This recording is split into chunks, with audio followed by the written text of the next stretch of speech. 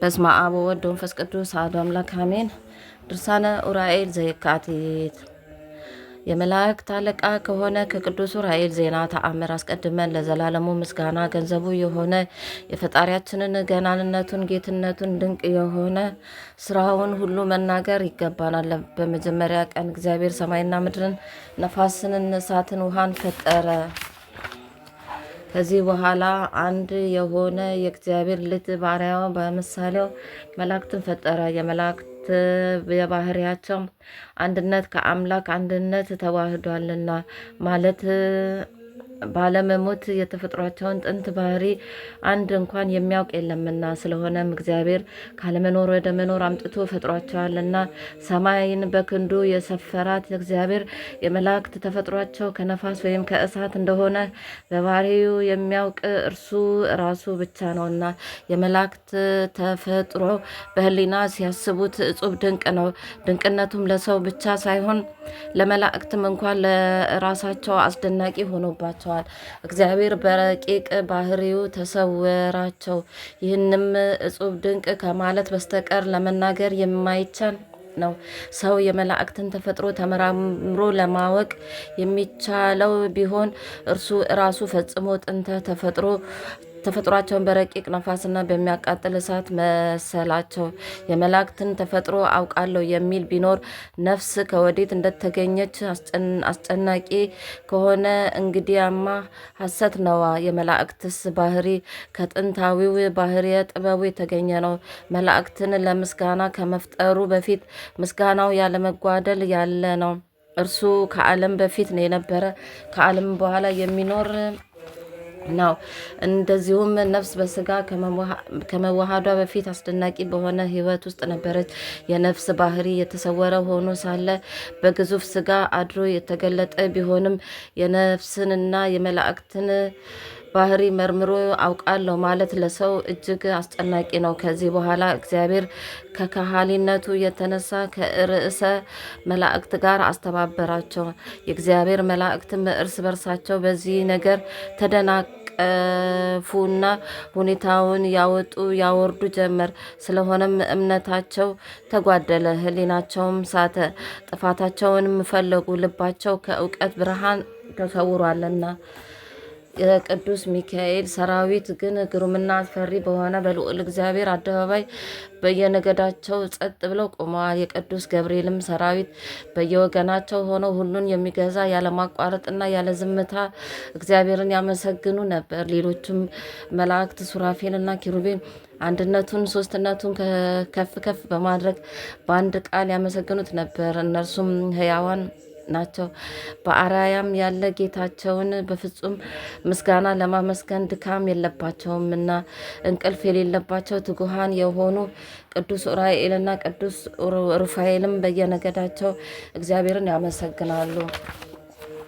ለብዛታቸውም ወሰን ስፍር ቁጥር የሌለው ሁለንተናቸው በዓይን የተመላ እልፍ አላፋት እሳታውያን ሰራዊት መላእክት በየተመደቡበት ቦታ ሆነው እግዚአብሔርን ያመሰግኑታል፣ ያገኙታልም።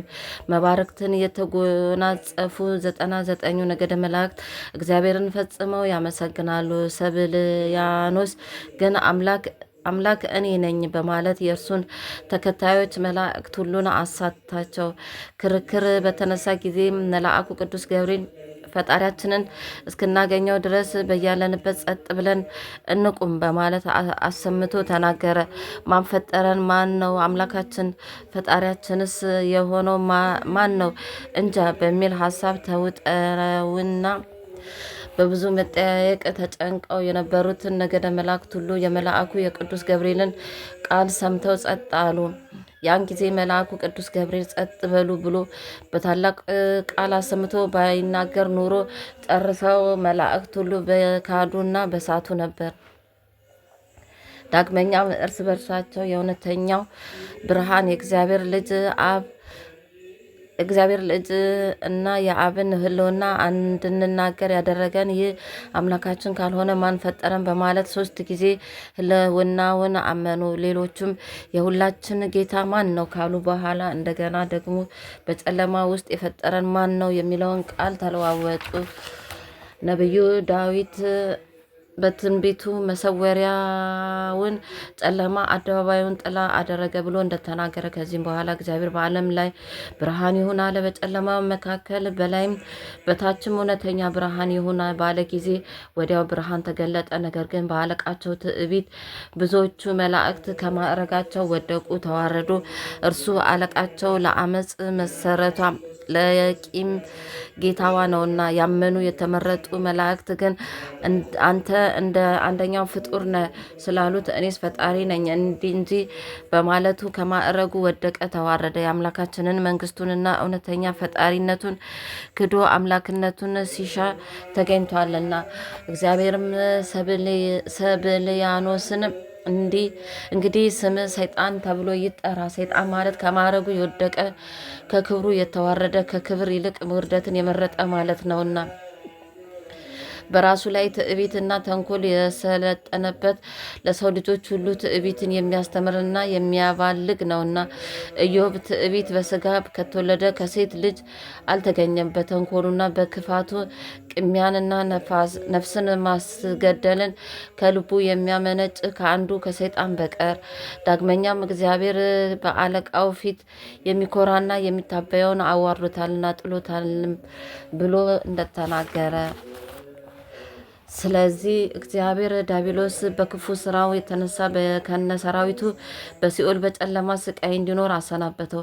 ብርሃንም ከምስራቅ ወደ ጨለማው ክፍል ሲጎርፍ ባዩ ጊዜ መላእክትና ሊቃነ መላእክት ሁሉ አመኑና ቅዱስ ቅዱስ ቅዱስ እያሉ ለአንድነቱና ለሶስትነቱ የጌትነቱ ክብር ሰገዱ። እግዚአብሔር በጥበቡ ሰማይና ምድርን በውስጡ ያለውን ዓለም ሁሉ ካዘጋጀ በኋላ ብዙ ቀኖች እስኪያልፉ ድረስ በተመረጡ መላእክቶቹ ተደሰተ። የመላእክት አለቃ ቅዱስ ሚካኤልና ቅዱስ ገብርኤል በአንድነት ሆነው ዲያብሎስን ከነሰራዊቱ ድል ለማድረግ በመብረቅ የተሸፈነ ጦርና ሰይፍን በመያዝ ሊዋጉት ተነሱ። ነገር ግን ለጊዜው ስላላሸነፉት አልሸሸም። ከዚህ በኋላ ድል ለማድረግ ይችሉ ዘንድ አንድ አምላክ የሆነ አብ፣ ወልድ፣ መንፈስ ቅዱስ የሚል ቃል በቀለመ እሳት በክንፋቸው ላይ ተጻፈ። ዲያብሎስ በክንፋቸው ላይ የተጻፈውን ጽሑፍ ባየ ጊዜ ከዙፋኑ ወደቀ። ሰራዊቱም ወደ ሲኦል ሸሹ። ዲያብሎስን እስከ ህልቀተ ዓለም የሲኦልን ስቃዩን ቅጣቷን ይቀበል ዘንድ ከዚያው አስቀመጠው። የእግዚአብሔር መላእክት ቅዱስ ሚካኤልና ቅዱስ ገብርኤል፣ ኪሩቤልና ሱራፌል የተመረጡም መላእክት ሁሉ የእግዚአብሔርን ስም አገነኑ፣ ከፍ ከፍም አደረጉ። ለአብ ለወልድ ለመንፈስ ቅዱስ ዛሬም ለዘወትርም እስከ ዘላለሙ ድረስ ምስጋና ይሁን፣ ምስጋና ይገባል እያሉ አመሰገኑ። ልመናውና በረከቱ ከኔም ከፍቅርተ ማርያም ከነመላ ቤተሰቦቼ ጋር ለዘላለሙ ይኑር አሜን። ቅዱስ ዑራኤል ድልማኑታ በሚባል ሀገር ያደረገው ተአምር ይህ ነው። ደንኮራር ለምትባል አውራጃ ሹም የሆነ በድልማኑታ ሀገር ውስጥ የሚኖር አንድ እስላም ነበረ። ክርስቲያኖችም የሆኑ ወንድና ሴት ከቤቱ አጠገብ ይኖሩ ነበር። እነርሱም ፈጽመው እግዚአብሔርን የሚፈሩና ቅዱስ ዑራኤልን ከመውደዳቸው የተነሳ በየወሩ ዝክሩን እየዘከሩ ለድሆችና ለተጎዱ ሰዎች የሚሰጡ ነበሩ። ይህም ክርስቲያን ሰው እስላሙን ከመውደዱ የተነሳ ከእርሱ ጋር ይበላ ይጠጣ ነበር። ከዕለታት በአንድ ቀን የቅዱስ ዑራኤል በዓል እንደደረሰ አሰበና ሚስቱን እህቴ ወይ የቅዱስ ዑራኤል በዓል እንደደረሰ ወቂ፣ በመጀመሪያ ለበዓሉ የሚሆን ወይም የሚገባውን አዘጋጅ አላት። እርሷም ወንድሜ ሆይ እሺ፣ ሁሉም ነገር በቤት ይዘጋጃል። ነገር ግን ጨው ስለሌለን ከወዳጅ ከእስላሙ ዘንድ ሄደ አምጣ፣ ቢኖረው ይሰጣል፣ ከሌለውም ያበድረናል አለችው። ባልየውም ይህስ ሰምቶ ሺ ብሎ ሄዶ እስላሙን ይሰጠው ዘንድ ለመነው። እስላሙም የለመነውን በደስታ ሰጠው። ያን ጊዜ እስላሙ ክርስቲያኑን ለቅዱስ ዑራኤል እያላችሁ በየወሩ ድሆችን የምታበሉ እና የምታጠጡ ይህ ቅዱስ ዑራኤል የምትሉት ምን ሊያደርገላችሁ ነው አላቸው ነው ሲል ጠየቀው። ክርስቲያኑም ወንድሜ ሆይ ስማኝ፣ የዚህን ነገር እነግርሃለሁ። እኔ እና ሚስቴ ብዙ ዘመን በበሽታ ስንሰቃይ ይኖረናል። ነገር ግን ከቅዱስ ዑራኤል ቤተ ክርስቲያን እየሄደን በስሙ የተጸለየበትን ማየ ጸሎት እንጠጣለን፣ እንጠመቃለን። ከብዙ ዕለታት በኋላ ግን ስንሰቃይበት ከነበረው በሽታችን ስለ አዳነን በበዓሉ ቀን በየወሩ እንዘክራለን አለው። ዳግመኛም እኔ በበረሃ ውስጥ ሲሄድ ሰው የሚውጥ ዘንዶ አገኘኝና ሊውጠኝ ፈልጎ ሳለ የቅዱስ ዑራኤል አምላክ አድነኝ በማለት ስሙን በጠራው ጊዜ አንድ ቀይ ሰው ጦሩን ይዞ መጣና ዘንዶውን ቢያስፈራራው ወዲያው ሊወጋው ሲል ዘንዶው ሸሽቶ ሄደ። ያን ጊዜ ያን ያዳኝ ሰው በፈጣሪ ኃይል ያዳንኩ እኔ መልአኩ ዑራኤል ነኝ ብሎ ከዓይኔ ተሰወረ። እንግዲህ ቅዱስ ዑራኤልን የምናከብረው የምናፈቅረው በዚህ አይነት እርዳታውና ተአምራቱ ነው። ይልቁንም በስጋችንና በነፍሳችን እንዲያድነን ስንል ዳግመኛም በየወሩ ለነዳያን ገንዘባችንን እየሰጠን በዓሉን የምናከብረው ዛሬም ከጥፋት ሁሉ እንዲያድነን ነው አለው። በክርስቲያኑ አነጋገር የተነሳ የእስላሙ ሕሊና ተመሰጠና ከዚያም ጊዜ ጀምሮ የመላእክት አለቃ የሆነ የቅዱስ ዑራኤልን ፍቅር በልቡ አደረበት። ከዚህም በኋላ ክርስቲያኑ ከእስላሙ እጅ ጨውን ተቀበለና ወደ ቤቱ ሄዶ ለሚስቱ ሰጣት። ሚስቱን በትጋት የቤቷን ስራ ሁሉ አዘጋጅታ ከጨረሰች በኋላ ለድሆችና ረዳት ለሌላቸው በቅዱስ ዑራኤል ስም ሰጡና የሚመጸወቱና ድንቅ ተአምር የሚሰራ እርሱን ደስ አሰኙት።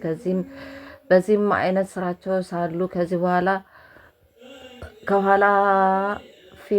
ከኃላፊ ዓለም በሰላም አረፉ። ያ የደንኮራር አገር ሹም የሆነ እስላም ግን ስራው ንግድ ነበር። ከዕለታት በአንድ ቀን ነጋዴዎች ወደ ንግድ ሲሄዱ ከእርሱ ጋር አብሮ ሄደና ከባህር መካከል ገብቶ በመርከቢቱ ላይ በስተቀኝ በኩል ተቀመጠ።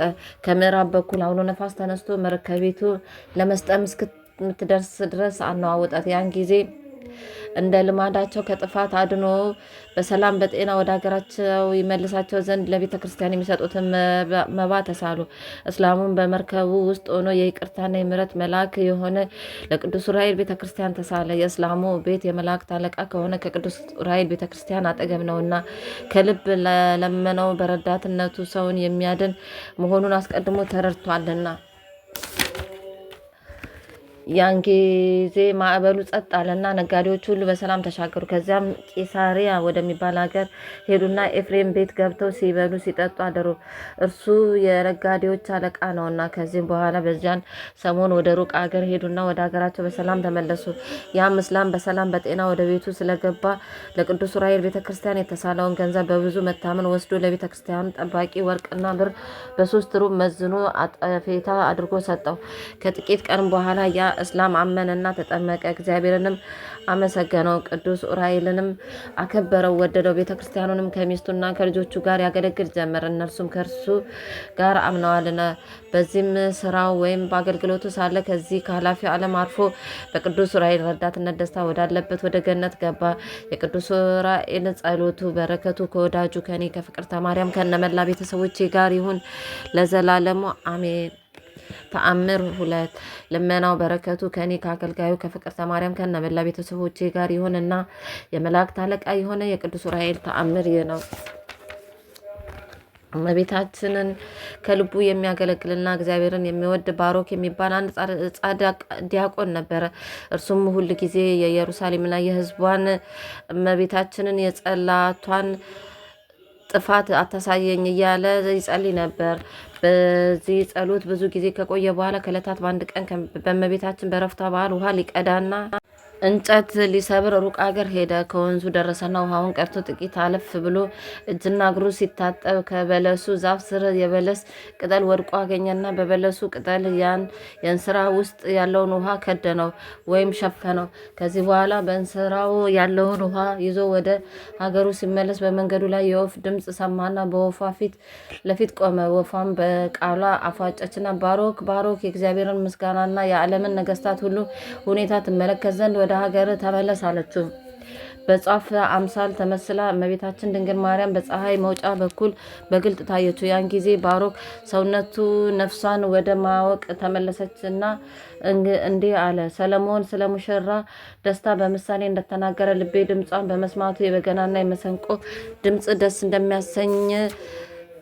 ደስ ያሰኛል አለ።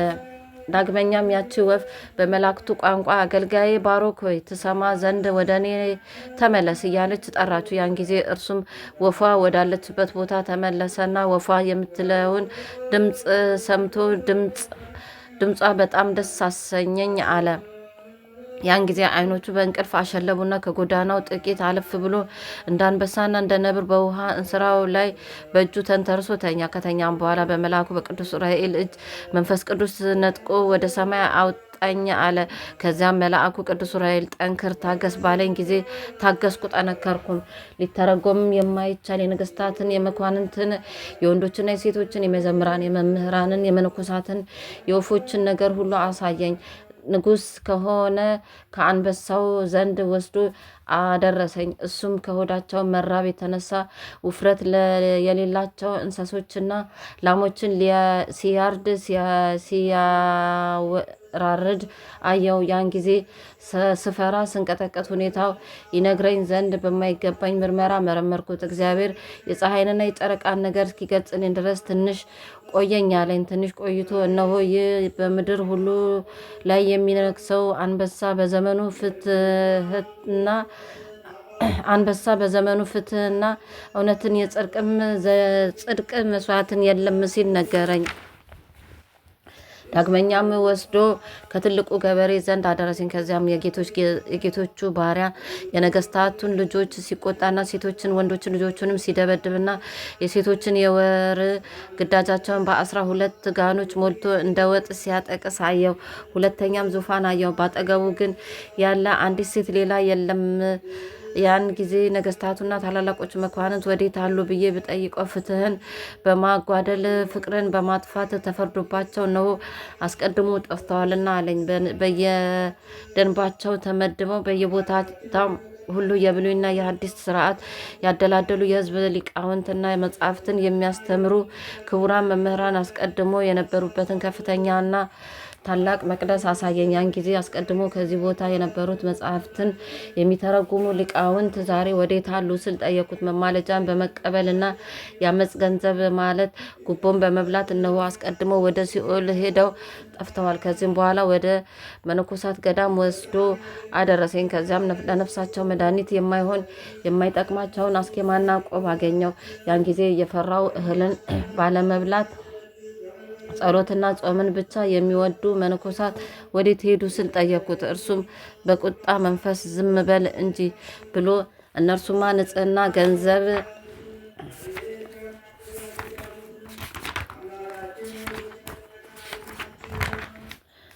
ባለማድረጋቸው ቅዱስ የሆነ የጸጋቸው ክንፍ በዚህ ዓለም ጉስቁልና ፈጽሞ ስለተሰበረ ብዙ ስቃይና ለቅሶ ጥርስ ማፋጨት ወደ አለበት በሕይወታቸው ወደ ሲኦል ጉድጓድ እንደገቡ አልሰማህምን?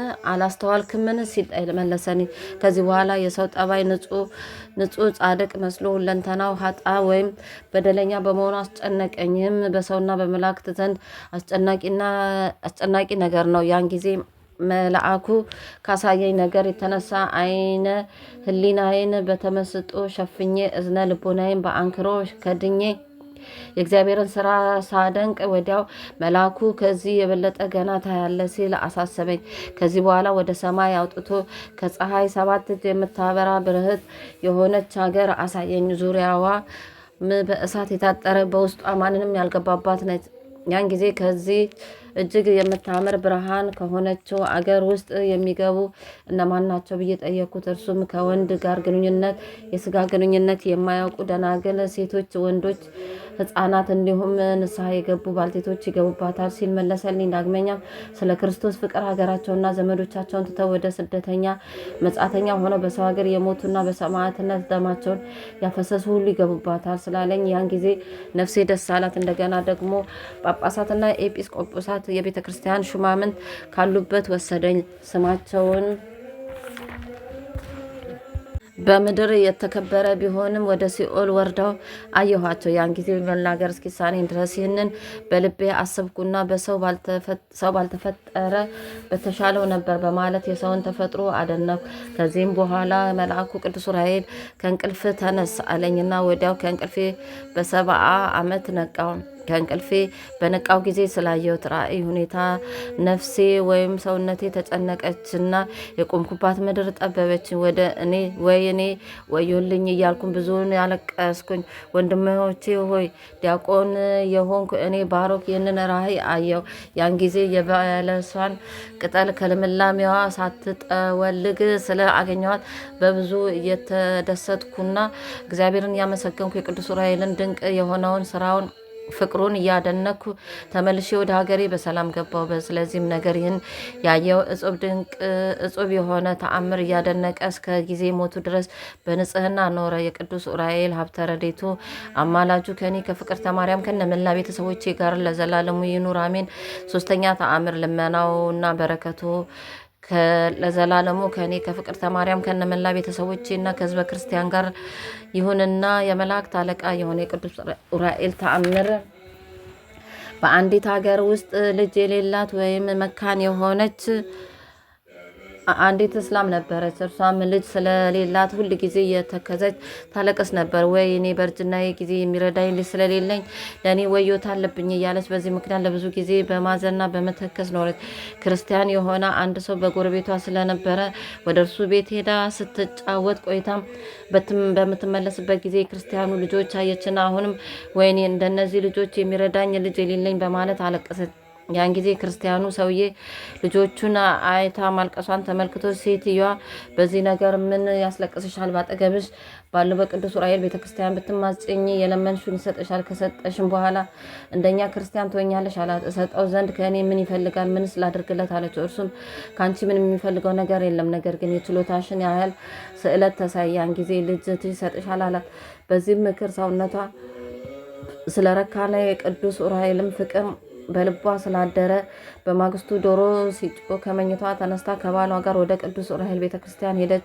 ከዚያም ከቤተክርስቲያኑ ቅጥር ገብታ በበሩ አንጻር ቆማ ሰው ሳያያት ልጅ ስጠኝ በማለት እያለቀሰች ትሰግድ ጀመር።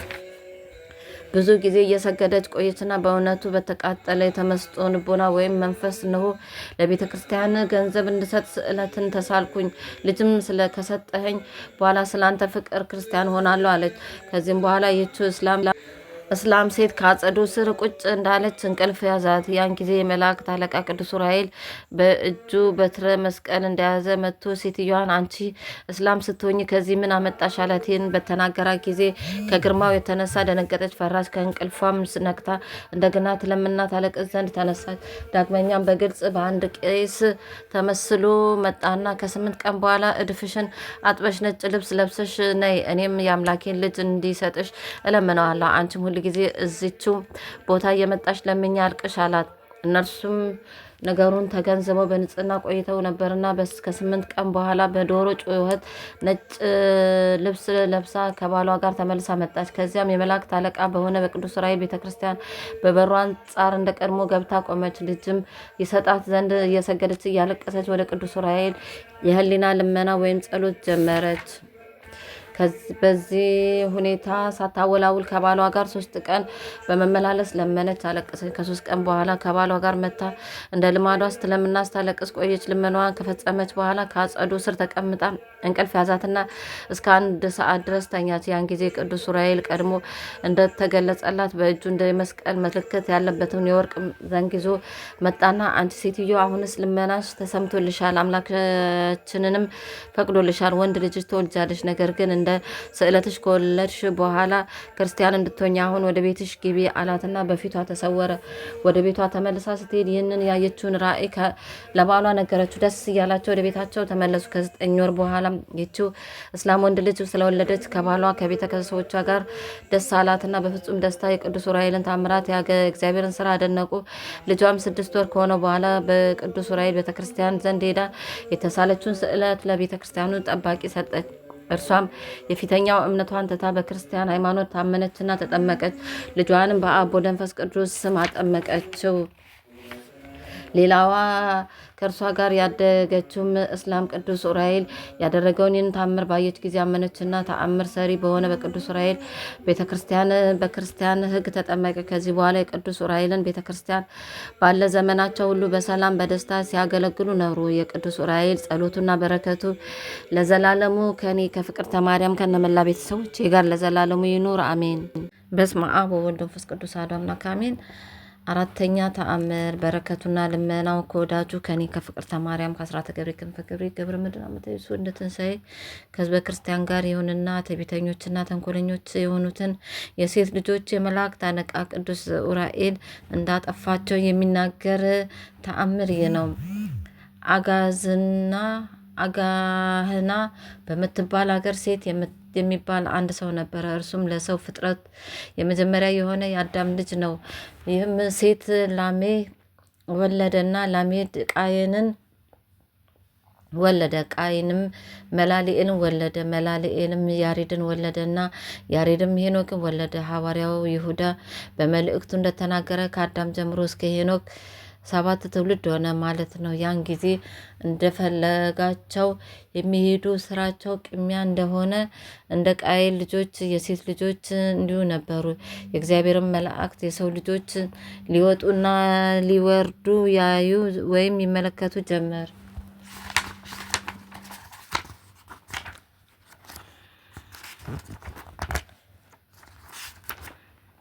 የሴት ልጆች ደጋግና ሩሩዎች ዓለምን በመናቅ ሀሳባቸው ወደ አምላካቸው ያደረጉ ናቸው። የወንድ ግንኙነትን የሚያውቁ 300 የሆኑ ሴቶቻቸውን ልጆቻቸውን ሰይጣን እንደተመረጡ መላእክተ እግዚአብሔር የተፈጠሩ እንጂ በወንድና በሴት ግንኙነት እንዳልተፈጠሩ አሳሰባቸውና በወጥመዱ ተሳቡ።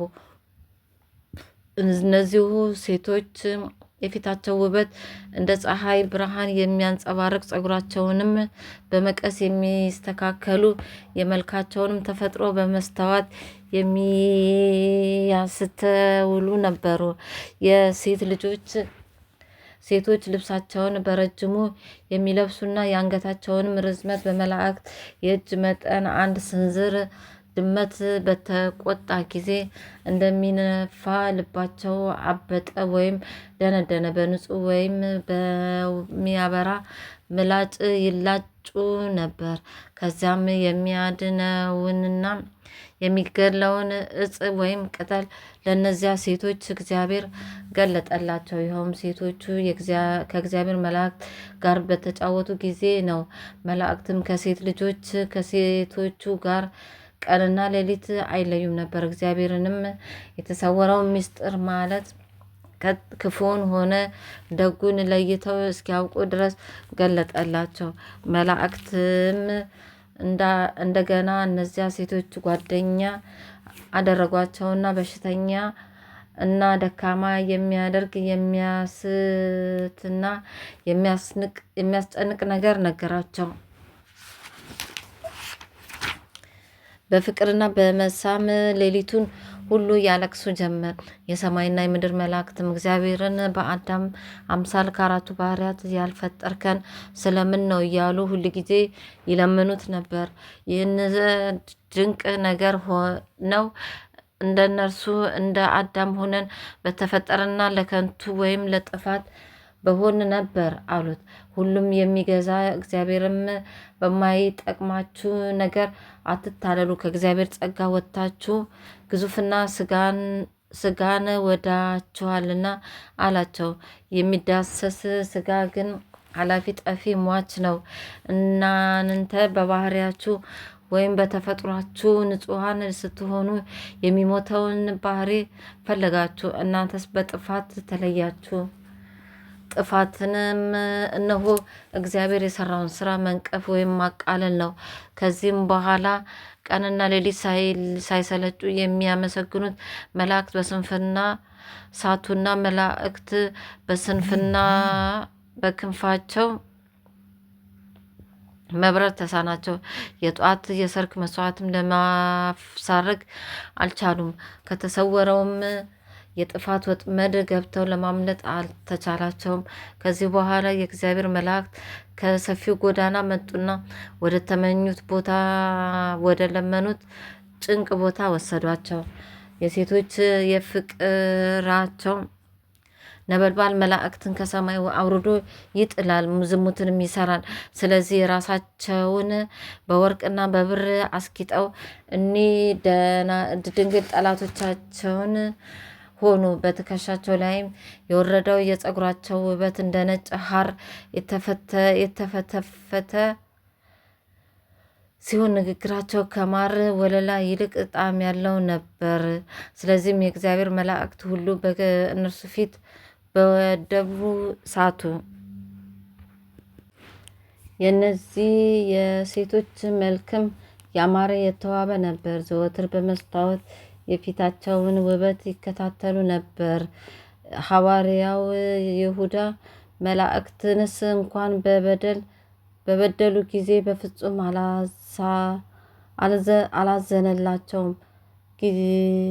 አላዘነላቸውም፣ በስቃይ ውስጥ በገሃነም አኖራቸው እንጂ እንዳለ። ስለዚህም ከበደላቸው ስላልተመለሱ ለዘላለሙ በጭንቅ በእሳት ውስጥ እንዲኖሩ አደረጋቸው። ከዚህም በኋላ ቅዱስ ሚካኤል፣ ቅዱስ ገብርኤል፣ ሱራፌል፣ ኪሩቤል፣ ቅዱስ ኡራኤልና ቅዱስ ሩፋኤልም፣ ቅዱስ ሳቁኤል፣ ቅዱስ ፋኑኤል ሁሉም በየነገዳቸው የእነዚህን መላእክት ስህተት አይተው ይቅርታ እንዲያደርጉላቸው እግዚአብሔርን ለመኑት። እርሱ ግን የተሳሳቱትን መላእክትን ትዕቢትና የክደታቸውን የክፋታቸውንም ብዛት አይቶ ወደ ቀድሞ ተግባራቸው ወደ ምስጋና እና ወደ ዝማሬ እንዲመለሱ አላደረጋቸውም። ልመናቸውንም አልተቀበለም። እግዚአብሔርም ለሴቶች የሰውን ስጋ ሰውን የሚያበረታና የሚያደክም እንዲሁም ለአንዲቷ ሰውነታቸው ስቁረት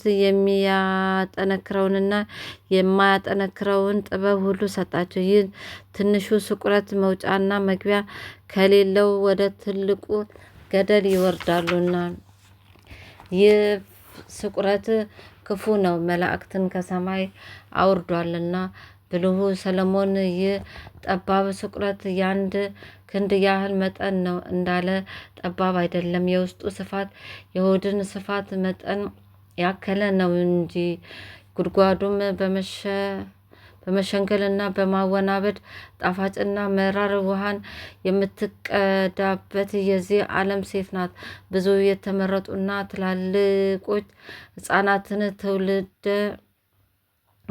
ትወልድበታለችና ግማሾቹን የአናታቸውን ሆድ ሰንጥቀው በትልቅ ጭንቅ ይወልዱበታል። እነዚህ ኃይለኞች የሆኑና ብርታታቸው እንደ ብረት፣ ልባቸው እንደ ድንጋይ ሆኖ አካላቸው ሁሉ ረዥም ነው። የእነዚህም ቁመታቸው በመልአክ ክንድ 40 ክንድ ሲሆን በሰው ክንድ ግን 300 ከስንዝር ነው። እግዚአብሔርም የሴት ልጆችን በእንደዚህ ያለ ሁኔታ ቁመታቸውን አዘጋጀ። የእነዚህ የሴት ልጆች ቁጥራቸው 140 ነው። ስማቸውን እንዲህ ሲል ሰየመ። አንዱን ሲምናዛ፣ ሁለተኛውን አዛዝኤል፣ ሶስተኛውን አሜዝራክ፣ አራተኛውን ቱርጋ። ከብዙዎቹ መካከል እነዚህ ብዙዎች ስማቸው በትክክል ያልታወቀ በሌላም ወገን እንዳሉ ይታወቃል። ግርማቸው እንደ አንበሳ ግርማ፣ ድምፃቸውም እንደ ድብ ድምፅ ሲሆን ኃይላቸውም በአራያም ወይም በሰማይ እንዳሉ መላእክት ኃይል ነው።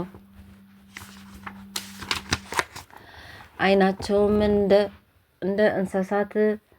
እሳት ነበልባል ሲሆን ሁለንተናቸውም የሚያንጸባርቅና እንደ ነጎድጓድ ድምፅ የሚጮህ ነው። ተራሮችና ኮረብቶች በፊታቸው ይወድቃሉ፣ በእግራቸውም እርምጃ እንደ ድንጋይ ይገለባበጣሉ። እንስሳትና አራዊት ሁሉ በሰፊ ሆዳቸው ውስጥ ቢከማቹ አይሞሉም።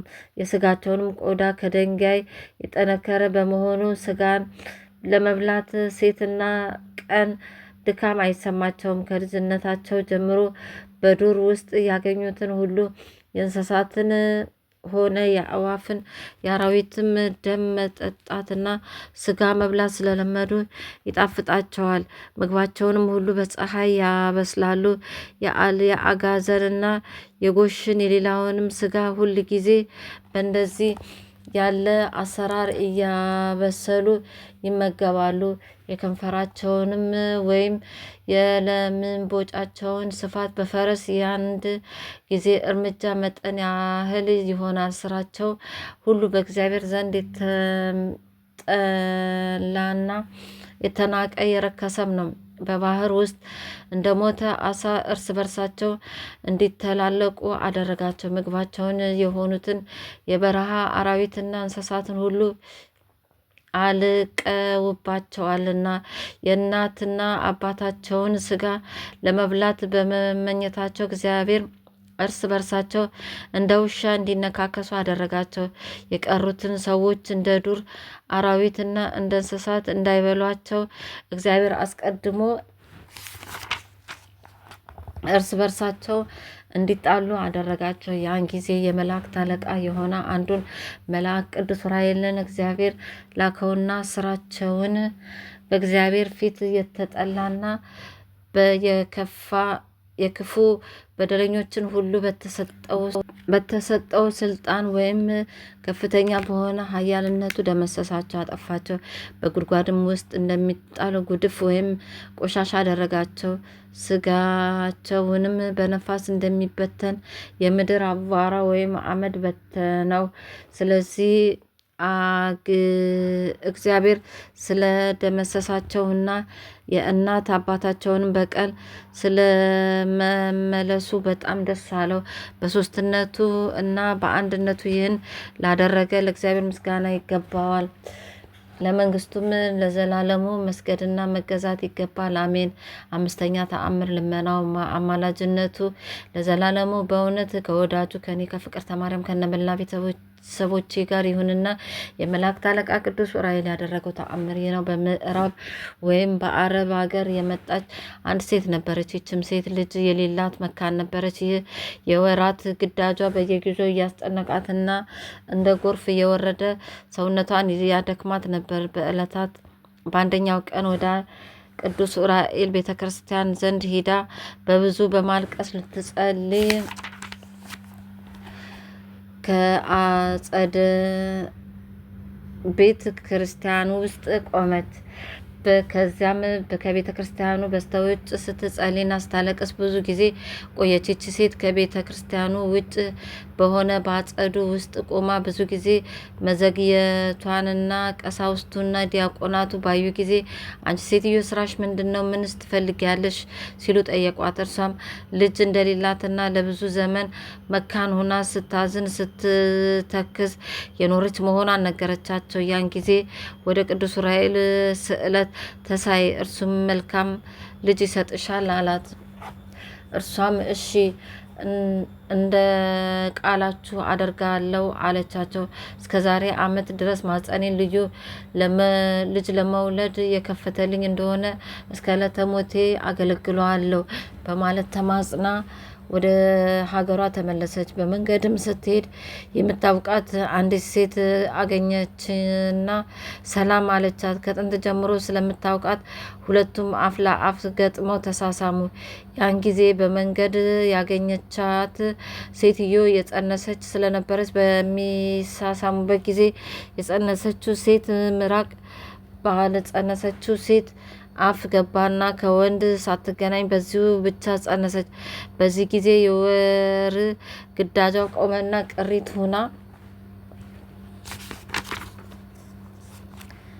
ቅሪት ሁና ወይም በፍጹም ደስታ ወደ ቤቷ ገባች። ከ3 ወር በኋላ ከጎረቤቶቿ ከምክንያትሽ እንዴት ዳንሽ? እግዚአብሔር እንዴት ስለሰማሽ ነው የተወደደ ልጅ የሰጠሽ አሏት።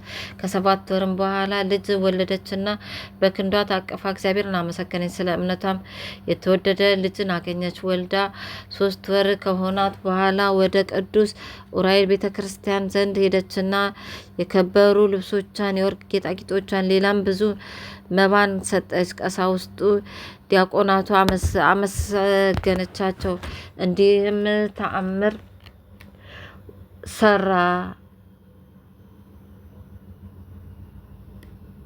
ተአምር ሰሪ ከሆነ ከቅዱስ ዑራኤል አማላጅነት ልጅ ስለሰጣት እግዚአብሔርን አመሰገነች።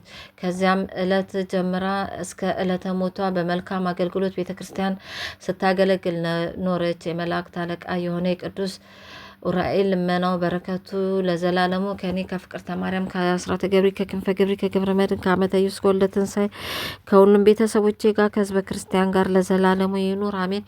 አቡነ ዘበሰማያት ይትቀደስ ስምከ ትምጻእ መንግሥትከ ወይኩን ፈቃድከ በከመ በሰማይ ከማሁ በምድር ሲሳየነ ዘለለዕለትነ ሀበነ ዮም ወኅድግ ለነ አበሳነ ወጌጋየነ ከመ ንሕነኒ ንኅድግ ለዘአበሰለነ ኢታብአነ እግዚኦ ውስተ መንሱት አላድኅነን ወባልሐነም ኩሉ ኩይስ መጽአከ ይእቲ መንግስተ ኃይል ወስብሐት ለዓለመ ዓለም። በሰላመ ቅዱስ ገብርኤል መልአክ ወእግዝእትየ ማርያም ሰላም ለኪ ድንግል በሕሊናኪ ወድንግል በሥጋኪ እመ እግዚአብሔር ጸባኦት ሰላም ለኪ ብሩክት አንቲ እም አንስት ወቡሩክ ፍሬ ከርሥኪ ተፈሥሒ ፍስሕት ወምልዕተ ጸጋ እግዚአብሔር ምስሌኪ ሰአሊ ወጸልዩ አበ ፍቁር ወልድኪ ኢየሱስ ክርስቶስ ከመ ይሠረይ ለነ ኃጣውኢነ ክብር ምስጋና ይሁን አንድ አምላክ ለሚሆን ለአብ ለወልድ ለመንፈስ ቅዱስ ዛሬም ዘወትርም ለዘላለሙ አሜን። በስመ አብ ወወልድ ወመንፈስ ቅዱስ አሐዱ አምላክ አሜን። ሊቀ መላእክት ቅዱስ ዑራኤል ሆይ ከልዑል እግዚአብሔር የተሰጠ ክብርና ጸጋ ታላቅ ነውና የኔን ደካማ አገልጋይን ነፍስና ስጋዬን ባርክልኝ። አቃቤ ምስጢር ቅዱስ ዑራኤል ሆይ ለዕዝራ ሱቱኤል የእውቀትን ጽዋ እንዳጠጣ እኔን ግራና ቀኙን መለየት ስለማይቻለኝ ደካማ አገልጋይ ሰማያዊ ምድራዊ ጥበብን ግለጽልኝ።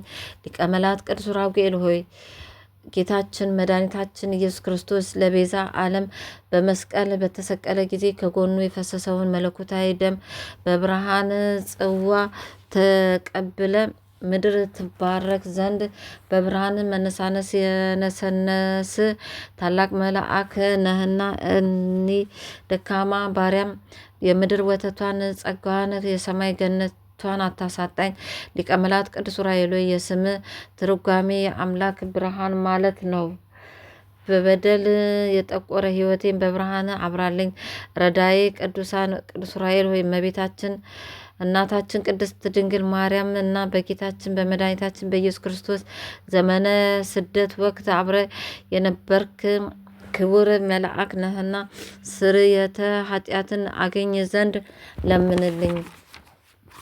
ሊቀ መላእክት ቅዱስ ዑራኤል ሆይ በስደተ እግዝእትነ ማርያም እግዚእነ ኢየሱስ ክርስቶስ ጊዜ ጌታችን መድኃኒታችን ኢየሱስ ክርስቶስ ለእናቱ ለቅድስተ ቅዱሳን ቅድስት ድንግል ማርያም ሀገራችንን ኢትዮጵያን አስራት አድርጎ ሲሰጣት አብረ የነበርክ ቅዱስ መልአክ ነህና ሀገራችን ቅድስት ኢትዮጵያና ሃይማኖቷን ይባርክልን ዘንድ አሳስብልን።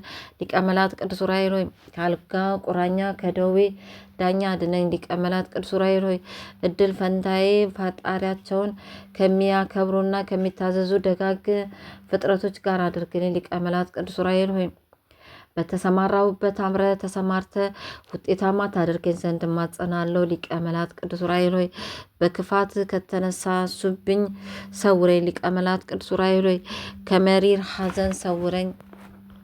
መልአከ ብርሃናት ቅዱስ ዑራኤል ሆይ አግኝቶ ከማጣት አድነኝ። ሊቀ መላእክት ቅዱስ ዑራኤል ሆይ በክብር ተሾሞ በውርደት ከመሻር ጠብቀኝ። ሊቀ መላእክት ቅዱስ ዑራኤል ሆይ ምድራዊ ሕይወቴን ባርከ ካገኙት ማጣት ከገቡበት መውጣት የሌለበትን ርስተ መንግስተ ሰማያትን ወርስ ዘንድ መልአካዊ ጥበቃ የቃል ኪዳን ረድኤት ለዘወትር አይለኝ ለዘላለሙ አሜን። አቡነ ዘበሰማያት ይትቀደስ ስምከ ትምጻእ መንግስትከ ወይኩን ፈቃድከ በከመ በሰማይ ከማሁ በምድር ሲሳየነ ዘለለዕለትነ ሀበነ ዮም ወኅድግ ለነ አበሳነ ወጌጋየነ ከመ ንሕነኒ ንኅድግ ለዘአበሰለነ ኢታብአነ እግዚኦ ውስተ መንሱት አላድኅነነ ወባልሐነም ኩሉ እኩይ እስመ ዘአከ ይእቲ መንግስተ ኃይል ወስብሐት ለዓለመ ዓለም። በሰላመ ቅዱስ ገብርኤል መልአክ ወእግዝእትየ ማርያም ሰላም ለኪ ድንግል በሕሊናኪ ወድንግል በሥጋኪ እመ እግዚአብሔር ጸባኦት ሰላም ለኪ ብሩክት አንቲ እም አንስት ወቡሩክ ፍሬ ከርሥኪ ተፈሥሒ ፍስሕት ወምልዕተ ጸጋ እግዚአብሔር ምስሌኪ ሰአሊ ወጸልዩ አበ ፍቁር ወልድኪ ኢየሱስ ክርስቶስ ከመ ይሠረይ ለነ ኃጣውኢነ ክብር ምስጋና ይሁን አንድ አምላክ ለሚሆን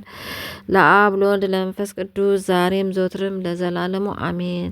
ወስብሐት ለእግዚአብሔር ወለወላዲቱ ድንግል ወለመስቀሉ ክቡር አሜን አሜን አሜን። ይሁን ይደረግልን።